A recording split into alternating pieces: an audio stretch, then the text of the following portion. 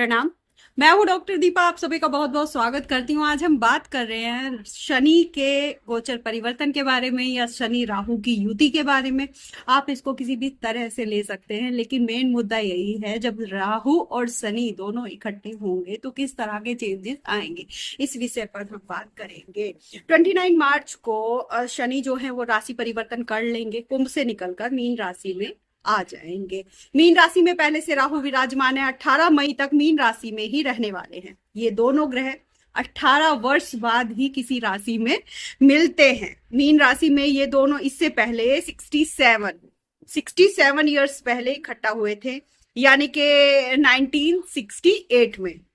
तो ये तब पहले मीन राशि में, हालांकि 18 वर्ष बाद तो मिल जाते हैं, लेकिन मीन राशि में ये इकट्ठे हुए थे इससे पहले 67 ईयर्स पहले। ज्योतिष में ये दोनों जो ग्रह हैं वो पश्चिम दिशा के कारक है, पश्चिम दिशा के कारक माने जाते हैं। इन दोनों ग्रहों के जो मिलना है वो काल की गति को बदल देता है। इन दोनों ग्रहों की जो युति है, कहा जाता है कि ये काल की गति को बदल देता है। ये दोनों ग्रह इकट्ठा होते हैं तो बड़े बदलाव लाते हैं, बड़े चेंजेस देखने को मिलते हैं। मीन राशि में न केवल शनि राहु बल्कि अन्य 6 ग्रह इकट्ठा हो रहे हैं एक साथ। 29 मार्च को सूर्य ग्रहण भी होगा। आज हम इस वीडियो में समझेंगे कि जब ये सभी ग्रह मीन राशि में होंगे तो क्या प्रभाव होगा हम सभी पर। इस विषय पर हम बात करेंगे। उपाय क्या करने चाहिए, कौन कौन से योग बनेंगे, अच्छे और बुरे दोनों के ही बारे में हम बात करेंगे। यानी कि अच्छे योगों के बारे में भी हम बात करेंगे और बुरे योगों के बारे में भी हम बात करेंगे। वैसे तो शनि और राहु जो से योग बनने वाला है उसे पिचास योग कहते हैं, प्रेत योग भी कहते हैं, शापित योग भी कहते हैं, और वही कुंडलिनी जागरण योग भी कहते हैं। ज्योतिष का सिद्धांत से दो पाप ग्रहों का एक साथ मिलना अच्छा नहीं माना जाता।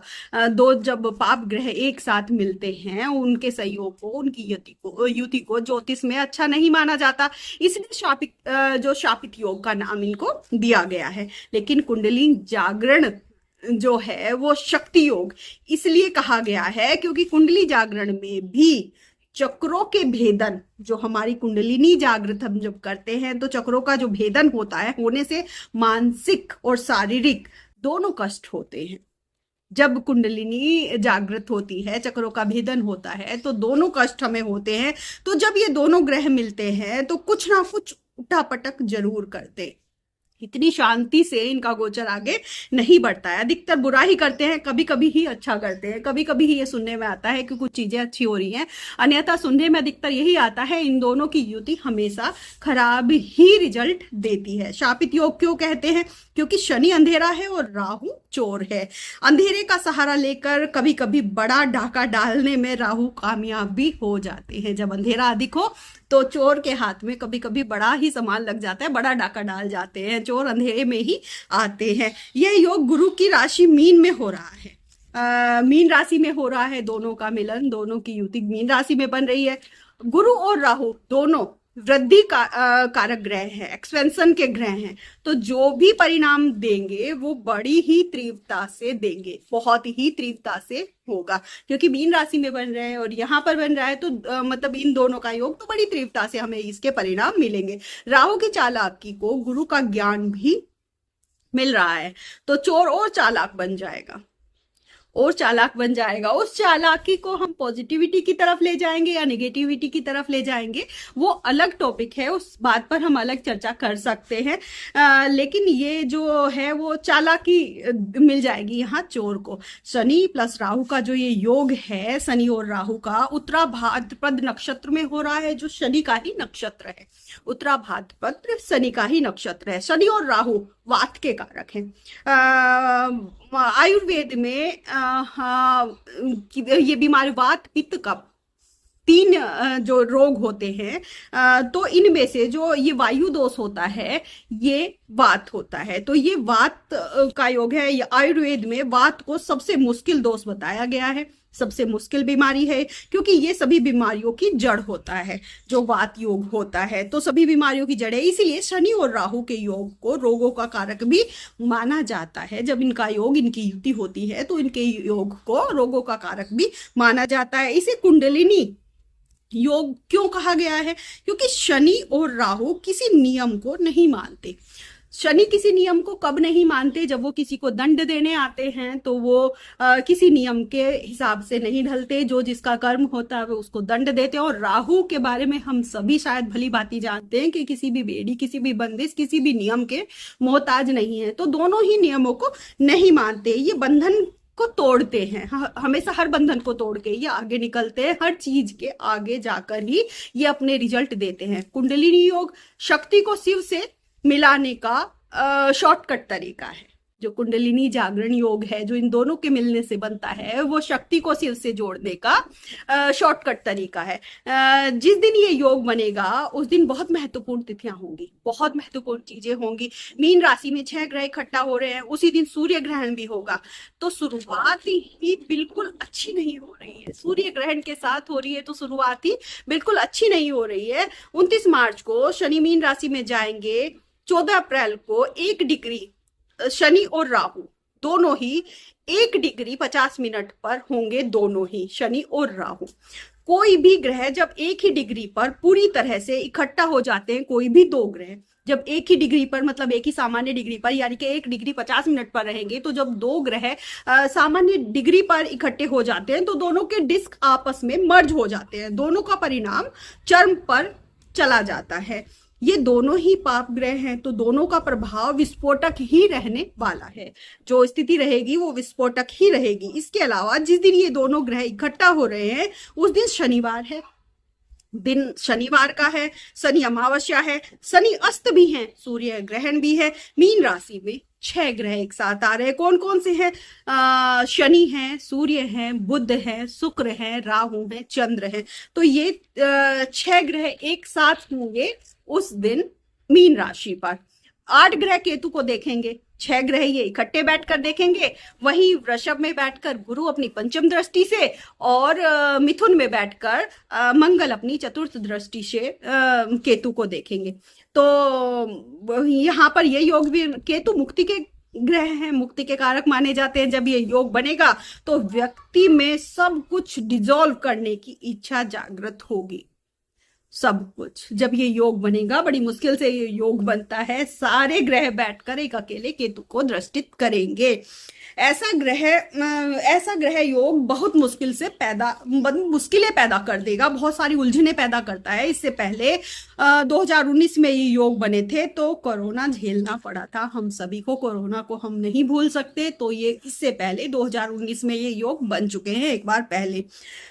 ये 1962 में ग्रहण के साथ ऐसे योग बने थे तो इंडिया चाइना वॉर हुई थी। इससे पहले ये योग समस्याएं बढ़ाते हैं। इन सब समस्याओं से बचने के लिए हमें मंगल की हिम्मत और ताकत चाहिए, लेकिन वो भी हमें यहाँ पर नहीं मिल रही है। मंगल हिम्मत के, शक्ति के कारक है, लेकिन मंगल स्वयं इस समय 3 अप्रैल से 7 जून तक कर्क राशि में नीच के हैं। तो यहाँ पर हमें हिम्मत नहीं मिल रही है, मंगल से ताकत नहीं मिल रही है, तो वो भी नहीं है। बात बुद्धि के कारक बुद्ध की करें, क्योंकि बुद्धि है तो बेशक ताकत ना हो, उससे भी नैया पार हो जाती है, लेकिन वो भी नीच के हो रहे हैं, साथ में अस्त भी हो रहे हैं। बुद्धि का नाश हो जाता है तो सब कुछ नष्ट ही हो जाता है। एक बार ताकत ना हो तो काम चल जाता है, लेकिन बुद्धि हमेशा काम आ जाती है। तो यहाँ पर बुद्धि के जो ग्रह हैं बुध, वो भी अस्त हो रहे हैं। शनि के पुत्र जो मंदा है वो भी धनु राशि में होंगे उस दिन। जैसे सूर्य के पुत्र शनि हैं, वैसे ही शनि के पुत्र मांदी हैं, मंदानी मांदी है उनके पुत्र का नाम। मांदी सभी ग्रहों के अलावा सबसे शुभ ग्रह माने जाते हैं ज्योतिष में, जो मांदी है। जब हम प्रश्न कुंडली, किसी को अपनी बर्थ डेट का नहीं पता होता है या अचानक किसी को कोई क्वेश्चन पूछना होता है तो वो प्रश्न कुंडली बनवाता है। जब हम प्रश्न कुंडली बनवाते हैं और वही प्रश्न कुंडली के लग्न में अगर मांदी आ जाए तो वो प्रश्न कुंडली का जो प्रश्न है वो नष्ट ही हो जाता है। उसकी कोई संभावना नहीं है कि किसी ने जो क्वेश्चन पूछा है उसका आंसर पॉजिटिव निकलेगा। वो बिल्कुल प्रश्न ही नष्ट हो जाता है वहां पर। तो ये होता है मांदी को, इसलिए मतलब प्रश्नकर्ता का जो प्रश्न है वो नकारात्मक ही होता है व्यक्ति के लिए। मांदी धनु राशि में यानी मीन से 10वां भाव यानी मीन राशि का कर्म भाव, तो धनु में ये रहेंगे, इसलिए लोगों के कर्मों को नष्ट करने का ये संयोग बन रहा है। यहाँ पर पूरी दुनिया के लिए काफी मुश्किल समय साबित होने वाला है। शनि अपनी तीसरी दृष्टि से गुरु को देखेंगे। वृषभ राशि में बैठे गुरु को जब शनि अपनी तीसरी दृष्टि से देखते हैं तो ये ज्योतिष के अकॉर्डिंग खराब संयोग माना जाता है। ये धन हानि का योग माना जाता है जब वृषभ में बैठे गुरु को शनि अपनी थर्ड दृष्टि से देखते हैं। तो सारे संयोग अच्छे तो नहीं बन रहे हैं। 6 ग्रह का एक साथ होना मुश्किल नहीं माना जाता। यह बहुत बड़े तूफान का मतलब अच्छा नहीं माना जाता, बहुत ही बड़े तूफान का संयोग माना जा रहा है। जब मीन राशि में इकट्ठा हो रहे हैं तो मीन राशि जो है वो जल तत्व राशि है, जल राशि है। इमोशनल जो आउटबर्स्ट होगा लोगों का, क्योंकि जल आदि है, जल अंत है, जल शुरुआत है और जल अंत भी है, जल जीवन है और जल प्रलय भी है। तो जल हिंदू नववर्ष की शुरुआत 30 मार्च को हो रही है और चैत्र नवरात्रि का पहला नवरात्रा भी है इस दिन। तो सत्वार का राजा और मंत्री दोनों यहाँ सूर्य बनते हैं। जो कैलेंडर आप देखते हैं संवत सत्वार, ये बहुत सारी चीजें हम देखते हैं, तो ये जो संवत्सर का राजा है वो सूर्य बनता है। एस्ट्रोलॉजी कहती है जिस संवत्सर का राजा सूर्य, राजा और मंत्री सूर्य होते हैं, उससे खप्पर योग बनता है। खप्पर योग भीख का कटोरा, इसका मतलब होता है भीख का कटोरा। ज्योतिष में इसको भीख का कटोरा बोला जाता है। सुनने में डरावना जरूर लगता है लेकिन बताना जरूरी है। ये सुनने में शायद आपको लगेगा कि सारी चीजें इतनी निगेटिव आप बता रही है, लेकिन ये बताना जरूरी है। ये भीख का कटोरा बोला जाता है इस वर्ष को। इसके परिणाम क्या होंगे? जब ये योग बनता है सरकार और जनता में टकराव होते हैं, ये देखा जाता है। पावरफुल जो लोग हैं वो या ये कहे जो जिम्मेदार पोजीशन पर हैं वो गैर जिम्मेदाराना हरकत करते हैं, खराब बर्ताव करते हैं, इंपल्सिव निर्णय ले लेते हैं जल्दबाजी में आकर। उनके निर्णय लोगों के लिए अच्छे नहीं साबित होते।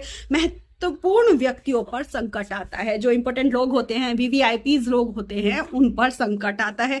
लोगों की जो असमय मृत्यु और हत्याएं होती हैं, बहुत सारे एक्सीडेंट्स हो जाते हैं, बहुत सारी मतलब असमय मृत्यु होती हैं और हत्याएं होती हैं, महंगाई बढ़ती है, वो आर्थिक संकट पैदा होता है जब ये खप्पर योग बनता है। प्राकृतिक आपदाएं बहुत होती है, गर्मी बहुत बढ़ जाती है, बारिश कम होती है। गर्मी बढ़ने से ग्लेशियर पिघलते हैं तो जो समुद्र का जल स्तर है वो बढ़ जाता है। जल स्तर बढ़ता है तो जो समुद्री तट के किनारे बसे हुए शहर हैं उन पर संकट आ जाता है। भूकंप, सुनामी जैसी घटनाएं होती हैं। तो जो ये 6 ग्रह इकट्ठे हो रहे हैं, इसमें जो योग क्या क्या बन रहे हैं मैं बात कर रही हूँ उन योगों के बारे में। मैं पॉजिटिव और निगेटिव दोनों ही चीजें एक साथ बताऊंगी, क्योंकि निगेटिव तो बहुत सारी चीजें हो रही हैं, लेकिन मैं इसमें से कुछ निगेटिविटी से कुछ पॉजिटिविटी निकालने की कोशिश करती हूँ। तो जानते हो अच्छे और बुरे दोनों ही योगों के बारे में। सूर्य, शनि, राहु, चंद्र, शुक्र, बुध सब साथ में आ रहे हैं, 6 ग्रह एक साथ आ रहे हैं। तो शनि और चंद्र से जो विष योग बनता है, इसे साधना योग भी कहते हैं, इसे संन्यास योग भी कहते हैं। जब शनि और इसे शिव पार्वती योग भी कहते हैं। जब विष योग तो है ही, शनि चंद्र का ये विष योग बोला जाता है ज्योतिष में, तो वहीं इसे शिव पार्वती योग भी बोला जाता है, इसे साधना योग भी बोला जाता है। शनि प्लस राहु ये 50 योग है, ये प्रेत योग है, ये बहुत खराब योग बोला जाता है, लेकिन कुंडली जागृत योग भी बोला जाता है। संन्यास के लिए बहुत अच्छा योग है। चंद्र राहु ग्रहण योग है, ये शक्ति योग कहते हैं। वहीं सूर्य राहु भी ग्रहण योग है, लेकिन इसको भी हम शक्ति योग कहते हैं। चंद्र बुध ये पागल बनाने वाला योग बोला जाता है कि ये पागल बनाता है ये योग, वहीं इसको पंडित योग भी बोला जाता है। यहाँ पर हम निगेटिविटी में पॉजिटिविटी निकालने की कोशिश कर रहे हैं। शनि राहु के इकट्ठा होने पर काल का भेदन भी होता है। जब ये दोनों इकट्ठा होते हैं तो काल का भेदन होता है। काल का भेदन मतलब जब काल का महाकाल में परिवर्तित हो जाना। एक समंदर का एक सागर का महासागर में मिल जाना, वैसे ही काल का महाकाल में मिल जाना, ये ऐसे परिवर्तित हो जाता है, तो ये काल भेदन हो जाता है। इसी से हम कुंडलिनी जागृत करके शक्ति को शिव से मिलाते हैं इसी समय में।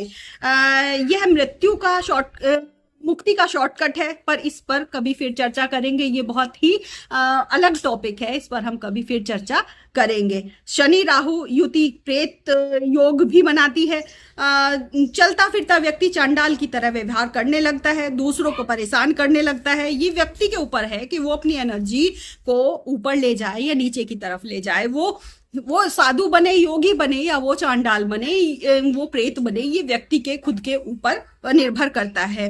आप चुनिए आपको क्या करना है।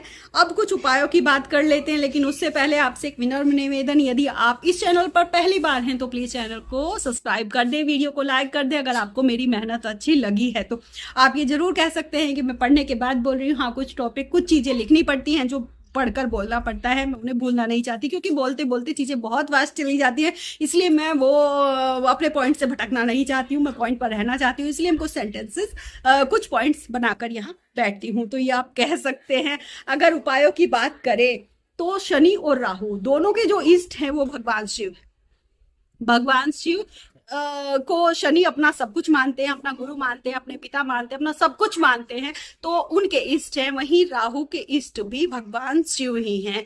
तो शिव की शरण ले, शिव लिंगम अष्टकम का पाठ करे, रुद्री पाठ करे, महामृत्युंजय का जाप करे, एक माला रोज करे, रुद्राक्ष की माला से आप जाप करें, अपनी शक्ति का संचय करें, व्यर्थ में बर्बाद ना करें, किसी का शोषण ना करें, झूठ छल कपट चालाकी स्वार्थ से आप बचे। आप इतना भी कर लेंगे, उतने मात्र से आपकी नैया पार हो जाएगी। बाकी आप भगवान से प्रार्थना करें कि हमारी संसार में सब शांति बनाए रखे। सब कुछ ईश्वर के हाथ में है।